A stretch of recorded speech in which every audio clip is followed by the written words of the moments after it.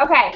Can you guys look over this? Look over this way. So I know it's weird that you see him here, but see, we're just gonna let's see. Look over here, because that's where the camera is. Okay. So yeah, actually, can you guys turn your desks towards the camera? So that would be awesome.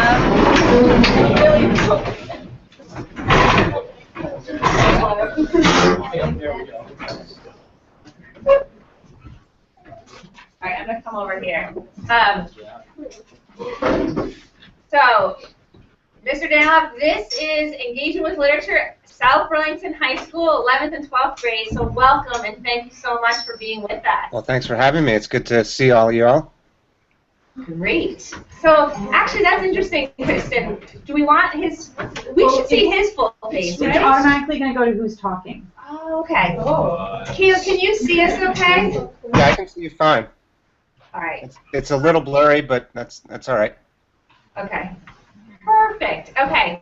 So, as you know, we've been studying nonfiction, and we had given you some questions. And really, if you have something you wanted to start out with, you could do that, or we could start with just asking you one of the questions. Do you want? I mean, if you guys want to just jump right in, that's fine. I don't have anything prepared, but I'm prepared to answer, any questions. So maybe you could then just start talking to us about how your life kind of morphed, become journalist to nonfiction writer in the novel versus, journalism, and how that happened for you. I mean, I guess I was always interested in writing, even back in high school, and in college I actually ended up hooking up with a professor at UVM, where I went to school, near you guys. And he really inspired me to go down the sort of nonfiction path. I always sort of wanted to write more creative nonfiction, longer form fiction, but I didn't really see a way to do that just sort of out of the gate. And there's sort of a pathway, that writers and journalists go, and often it's high school paper and college paper to community newspaper to regional paper to a daily, and you sort of go up that escalator, so to speak. And I did some of that. I ended up interning at the Addison Independent down in Middlebury, and then eventually got a job there, worked at the Rutland Herald for a little while, but I guess I found it to be sort of slow going and not quite as creative as I was hoping, and so I made a switch actually into advertising, which turned out to be quite an experience, because the president was sort of a madman type guy. He had an incredible facility with language, and was very creative, and so I felt I learned a lot about sort of language and conveying emotions with in short sentences, and prompting people to action and that kind of thing. So I really enjoyed that, and from there I ended up going down to Boston to work at Boston University for their alumni magazine and their daily news website. And all the while I was sort of freelancing here and there, and then a book idea came to me, and so I sort of pursued that. So it took a little while, but it's one of the phrases that I kept reminding myself is that success is largely a matter of who hangs on the longest. So you really just have to keep pushing at it, and it does take a little while. For some people, they just sort of explode out of the gate, and you can just be jealous of them, and but just keep your eye on your own prize, I guess, as you're moving forward. Yeah, nice. And maybe you could tell us how you're balancing things right now, because you're still writing for Runner's World, and then I'm wondering if you're doing a new book since Running Ransom Road has come out. I don't know where you're at right now. I mean, I'm working on a book proposal at the moment, which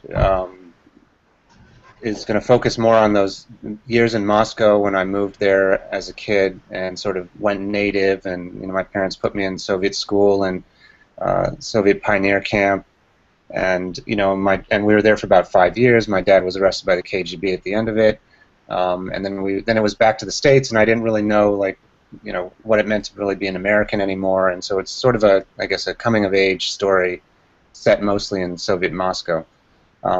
so that's sort of the project I'm working on. I'm still freelancing for Runner's World, and then I also have a day job still at Boston University, writing content for their many websites. So it is a balancing act, and you do it can be hard to make a living as a freelancer for sure. Wow, wow, that's a lot. When do you do your best writing? My favorite time to write is in the morning. I get up pretty early because of running, but I'd say from about 5:15 in the morning till 6:30. I'm still sort of half asleep. I'm getting caffeinated. It's very quiet, and I usually get a pretty good flow, for a good like hour and a half, and it just sort of comes very naturally, and I feel like I'm most productive at that time. And then I just squeeze in writing here and there in downtime at work. Certainly on the weekends I write, and one of the things about pursuing writing full time is you certainly have to sacrifice social engagements and that sort of thing, and turn down invitations here and there. So it is sort of an isolating experience. Yeah. Cool. Well, we have some questions students might want to ask you. So. Sure. Shoot. Someone want to start? Do you want to try yours? Okay.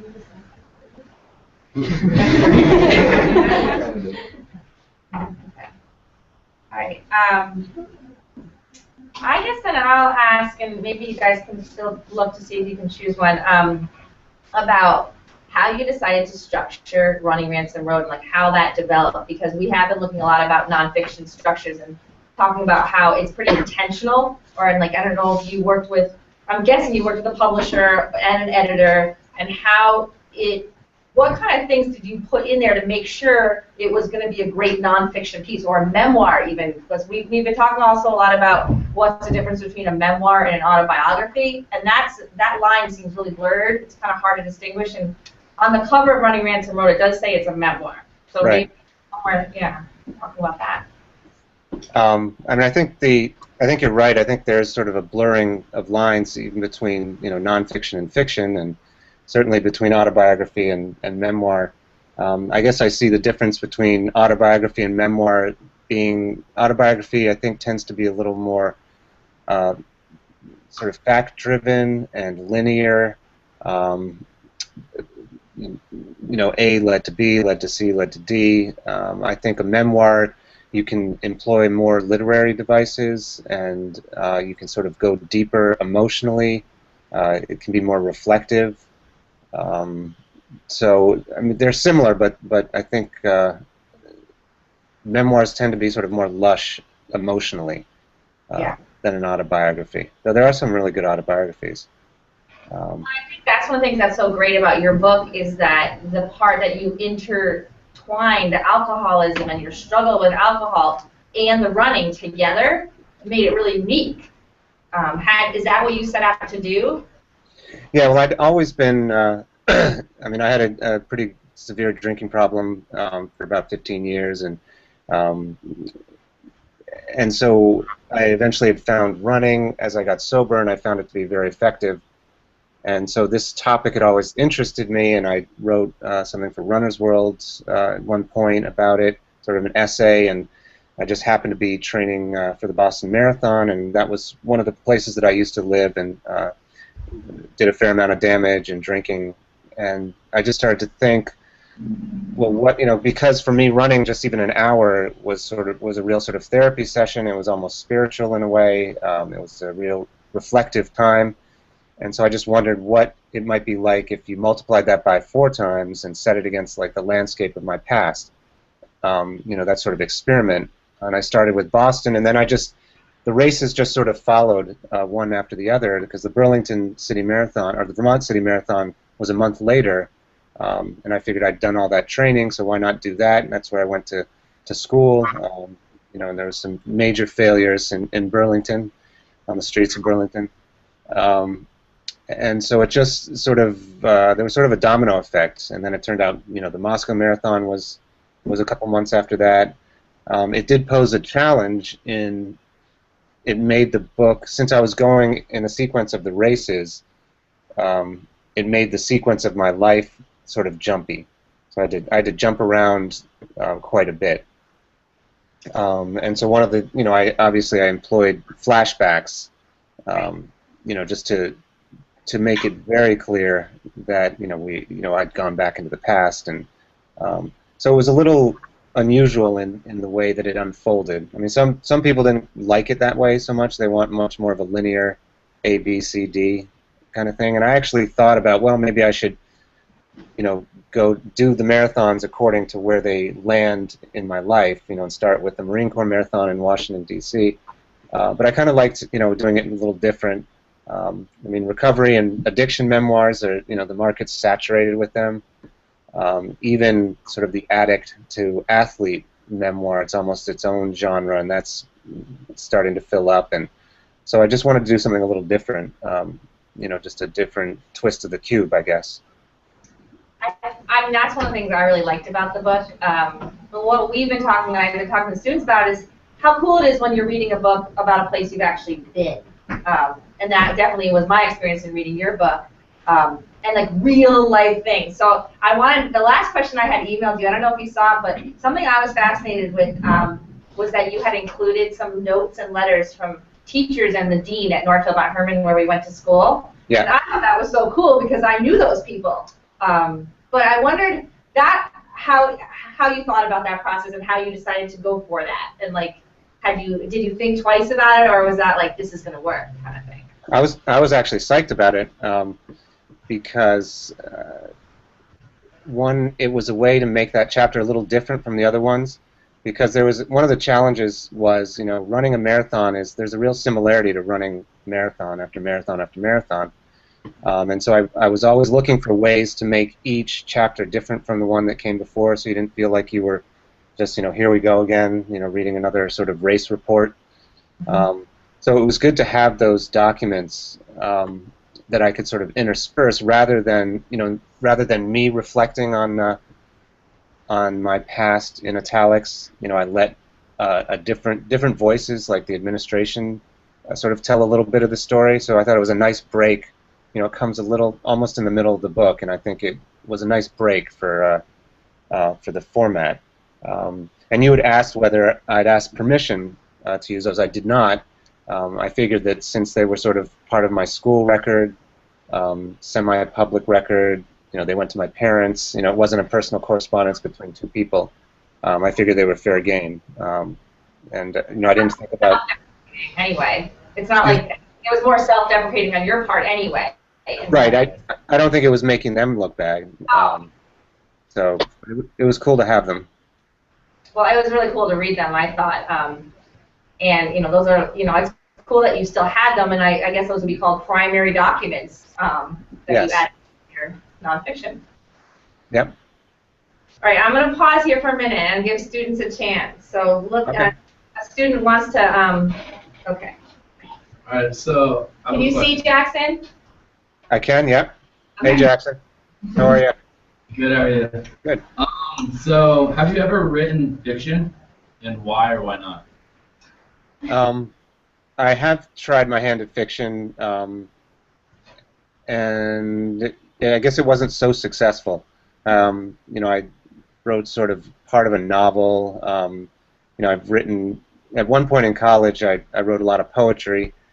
I think I fancy, I was sort of drunkenly deluding myself into thinking I was this tortured artist, and so I had to, express myself in, in poetry, and I think I took a shot at writing a children's book. I've taken a fiction writing class at UVM when I was there, but I guess I just was always more drawn to, the real, and events that actually happened, and sort of interpreting them and reflecting on them.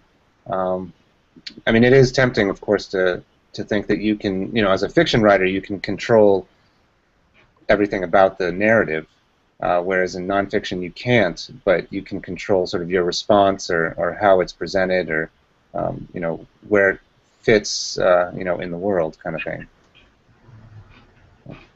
Does that help?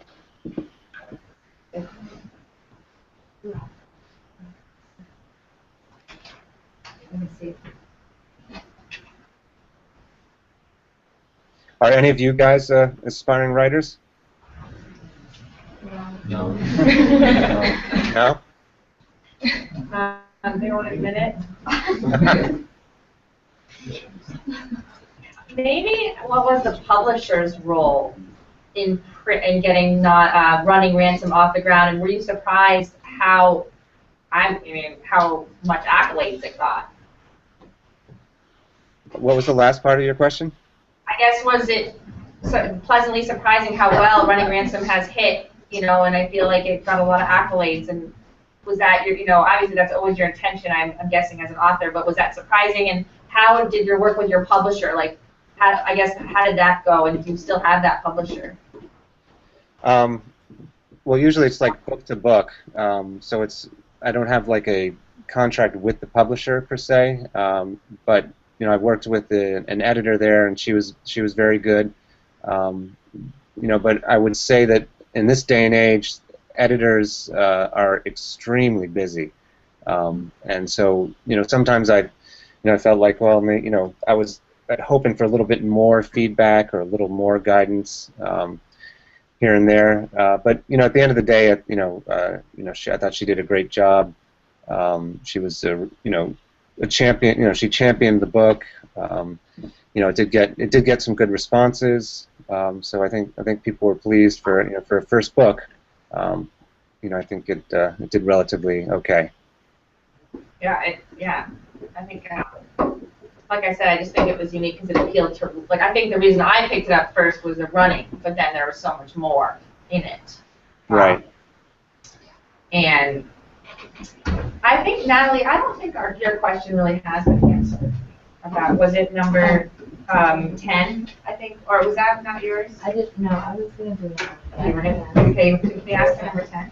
Can you wave your hand so you can see it? Can you see Natalie? Hey, Natalie, how are you? Fine, how are you? Good. I'm just wondering who your audience is and who you target when you write your books, or who you think about. Certainly for this book, it was the running community and then the recovery community. I like to think that maybe it went beyond that too, and that people who just enjoy memoirs might like it. But I feel like it was pretty, restricted to those two communities. And what I think is interesting is obviously, I found it, and as a teacher, I have that unique ability to be able to share what I like with students, and so maybe a high school student wouldn't have necessarily picked it up, but I have found that several of my students have wanted to. Once they got going, it really does appeal to high school students, and high school runners. I probably suggested it more to my high school runners, but that's kind of a neat thing too. I don't know if you would have imagined it would have been part of a classroom discussion so much. Yeah. No, that's great to hear. In a way, I wanted it also to sort of be have a coming of age narrative thread to it, which hopefully, students, high school students would be able to relate to. Because I certainly cover my youth and the various insecurities and challenges and that can tend to be universal. So that's nice to hear. Yeah, and that's absolutely, because I think I told you I teach another class that's like a health class that talks more about maturity and challenges, and it kind of works equally well for that type of situation as well, for that learning environment. Yeah. Okay, so Emily just got here, and we're just asking if there's any questions that you guys have. You're on the spot, Emily. Fiction writer, any questions? There's some questions here. Anybody else? You guys want to know more about the KDG? Yeah, when did you live in Russia? How old were you? When or why? No, or both. Yeah. I lived in Moscow from 1981 to 1986, and my dad was a American magazine correspondent for U.S. News and World Report. And we have Russian heritage. My grandfather was Russian, And my dad had actually had a tour, did a journalistic tour for UPI in the 60s, so this was his second time back. And when we got there, within a month, they put me in Soviet pioneer camp, and they wanted me to assimilate culturally, and they weren't kidding. Then it was Soviet school for 3 years. I was in a Soviet gymnastics program, so I really went native. I was dreaming in Russian, picking up all the bad Russian habits, and smoking, and drinking, and puffing, and black marketeering, and that kind of stuff. And as I was mentioning earlier, having that experience sort of as my coming of age experience, and then coming back to the States as a 16-year-old, I was pretty confused as to what America meant, and what it meant to be an American. So overall it was a rich cultural experience. I'm glad I did it, but it had its challenges for sure. And your father was detained, shall I say? Is that or right? Yeah, So a couple weeks before we were to leave, the Americans actually arrested a Soviet spy who was working for the UN. They sort of caught him red-handed, and then the next, a couple days later, my dad gets a call from an old friend saying he wants to, give him some newspaper clips before he leaves, and they met, and and then the guy handed off this package and quickly walked off, and then. What's that? Lost you for a minute. Uh-oh. You might have to tell us again, because we lost you about when he was arrested, or the Soviet possible spy, and then we lost you for a minute there. Oh, okay. But you're back. All right. Yeah, so he was arrested because basically a Soviet spy had been arrested by the Americans a week earlier, and the New York Times correspondent happened to be out of town. So then it fell on my dad, and he basically was set up by an old friend, thrown in prison, and charged with espionage, and it sort of became this big international incident. Reagan was president at the time. There was supposed to be a summit in Iceland that was then in jeopardy. So it was sort of a bizarre, surreal experience. I visited him in prison, which I talk about in the book. And of course, the Moscow Marathon is one of the marathons I went back and ran. So it was dramatic. It was a dramatic ending to our experience there. But we've all been back several times since. I think that's really cool that you had mentioned that you might use that chapter, because when I read that chapter in your book, I thought, oh my God, this could be a whole nother book. And that's kind of what I was thinking, and now you are kind of taking that. That's kind of neat. Right, I've heard that from other people too. I mean, they're like, well, why didn't you write that book? And sometimes books, almost they're not ready to be written until they're ready. Sometimes it requires a certain amount of psychological, emotional distance from your subject matter, and it's been 30 years now, so I think that distance has been crossed. Absolutely, yeah. I definitely can see that. I would be curious, and Maddie joined us, so welcome, Maddie. We're doing an interview with Mr. Daniloff, and you can ask a question at any time, not put you on the spot, Maddie. But so I'm wondering what you read in your spare time, recreationally and for work, because I know there's a lot of connection between reading and writing. Right. I mean, I think for any aspiring writer, reading is just as important as writing. And I mean, right now, I'm reading a couple books for work. I'm doing a feature for Runner's World actually about addiction and how running actually changes the addicted brain, or the once addicted brain. And so I'm reading a couple sort of these addict to athlete memoirs. But I just read a terrific book. I just read was Unbroken. Oh, one of my students is reading that right now. Oh, who is? He's not in this class. He's in a different class.